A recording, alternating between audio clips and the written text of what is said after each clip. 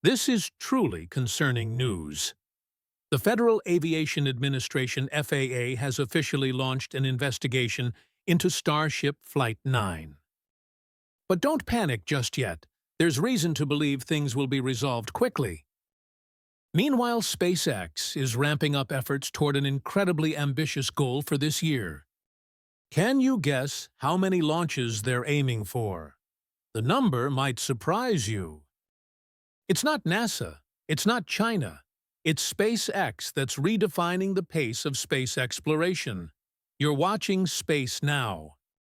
As a step toward that goal, SpaceX just completed the deployment of a GPS satellite, a mission that might seem routine, but in reality showcases the superior performance of their rocket system. And beyond that, they also set a new record for the turnaround time between two launches. But behind all that glory, Flight 9 still has many unanswered questions. It hit several key milestones, but also revealed new issues. This has made the future of Starship more uncertain than ever, especially now that the FAA, which usually watches from the sidelines, has unexpectedly stepped in. At first, many experts, myself included, believed the FAA wouldn't launch a formal investigation, especially since they had initially stated there were no injuries or property damage reported after the flight. But that prediction was wrong. The FAA is now requiring SpaceX to conduct a full investigation into the serious incident that occurred during Flight 9 launched from Starbase, Texas on May 27th. What seemed like a closed case has now reopened a new chapter, bringing with it a wave of requirements and pressure. Do you think SpaceX has enough resources to both maintain its rapid launch cadence and meet all of the government's strict standards? Beyond close coordination with the FAA, SpaceX also needs to implement technical upgrades across both stages, the Super Heavy booster and the Starship itself. Naturally, this investigation will directly affect the timeline for Flight 10 and upcoming missions. But there's a silver lining. The scope of this investigation is relatively narrow and based on clear technical grounds, a positive sign for how quickly it could be resolved.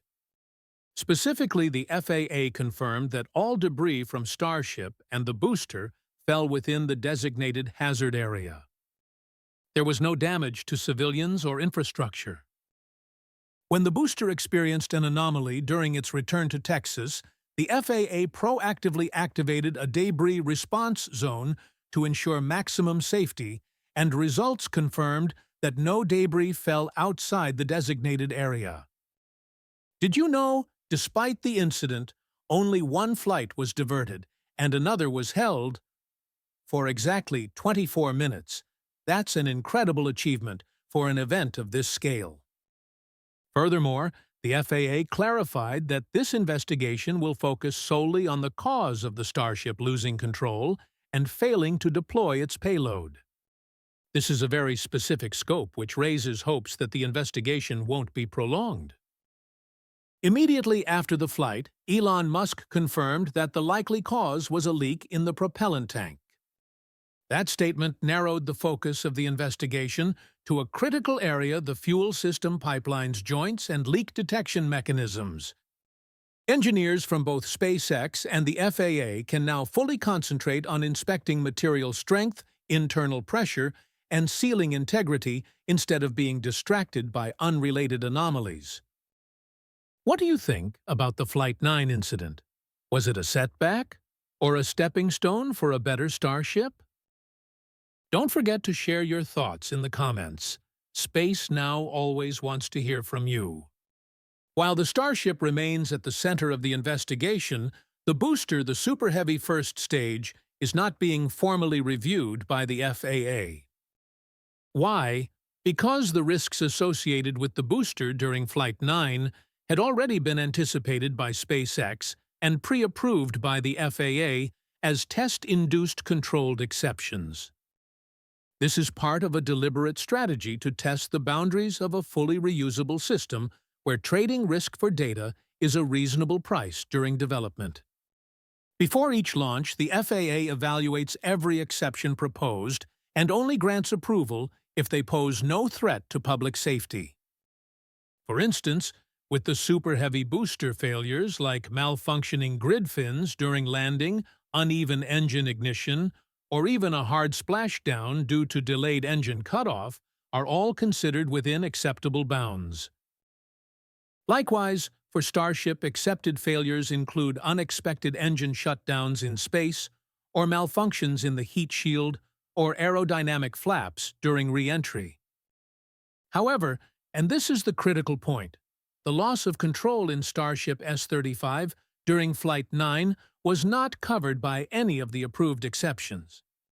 In other words, the spacecraft's failure to deploy its payload, reignite its engines in space, and return under control forced the FAA to launch a full investigation.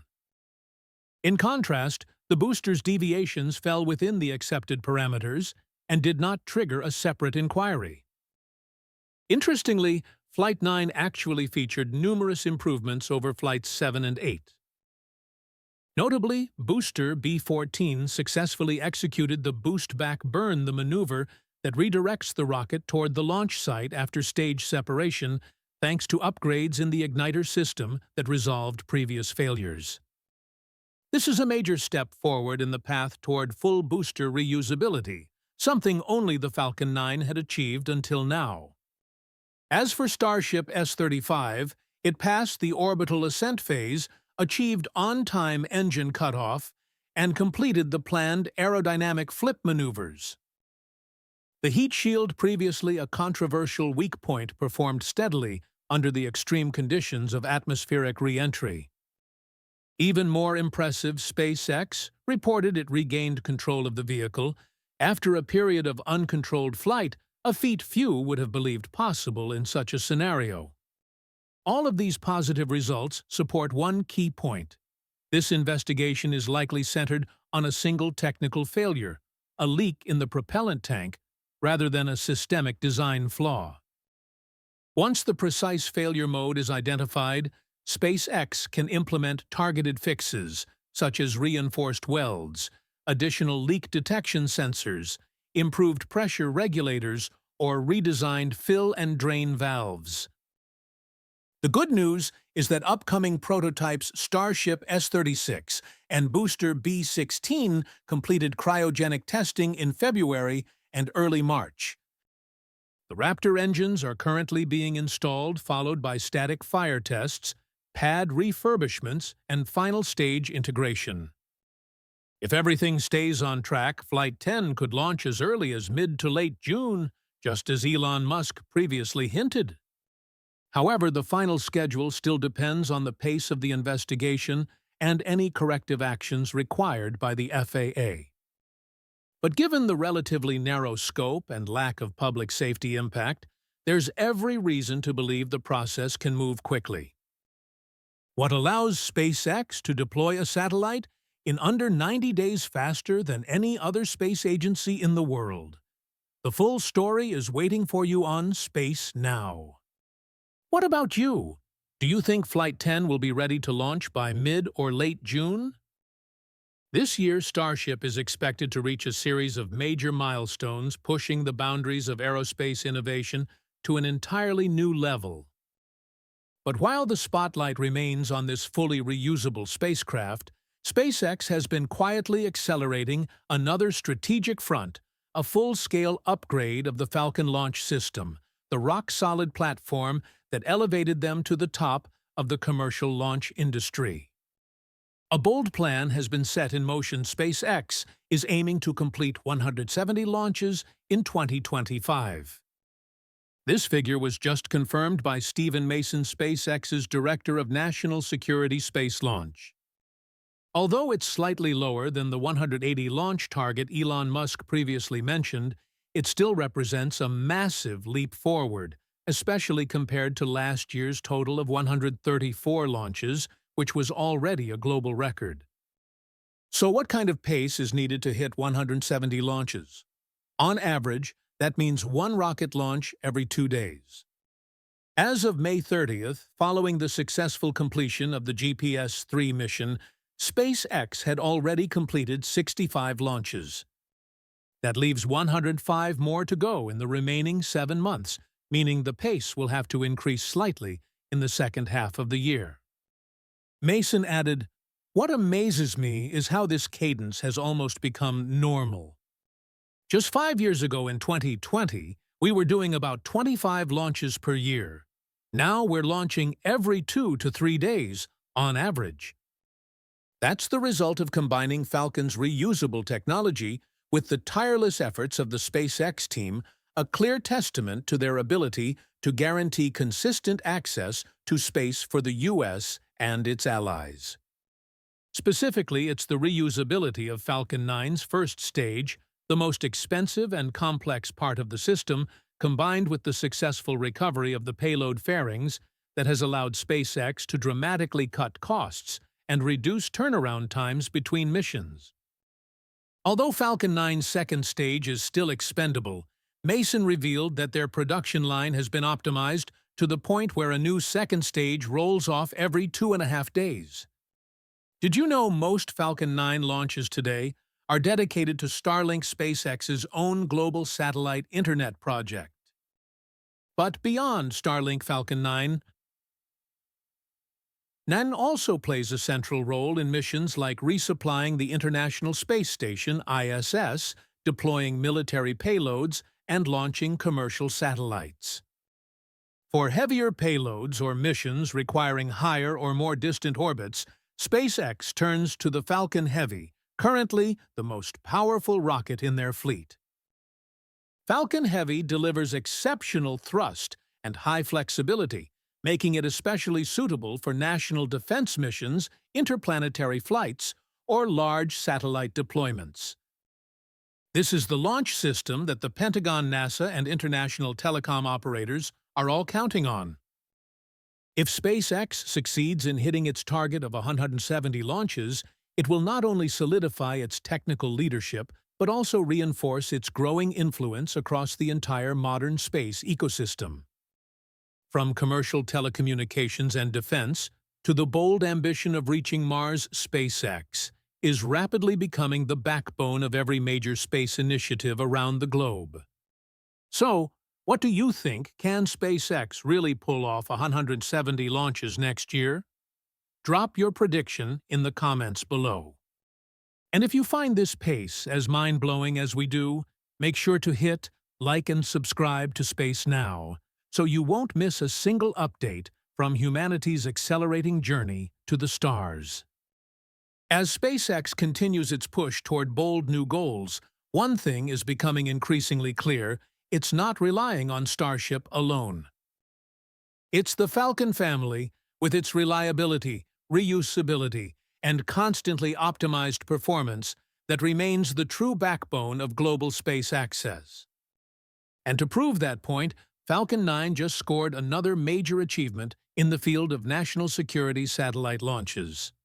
At 1:37 p.m. Eastern, a Falcon 9 lifted off from Cape Canaveral's SLC-40 pad, carrying the U.S. Space Force's GPS-3 SV-08 satellite into orbit. Less than 9 minutes later, its first stage booster, B-2192, safely landed on the autonomous drone ship, a shortfall of Gravitas, in the Atlantic Ocean. This was the 4th flight for this booster, the 11th landing on that ship, and the 454th Falcon booster recovery overall, a strong testament to SpaceX's total dominance in reusable rocketry. Roughly 90 minutes later, the rocket's upper stage successfully deployed the GPS-3 SV-08 satellite, part of the United States' ongoing effort to modernize its global positioning system.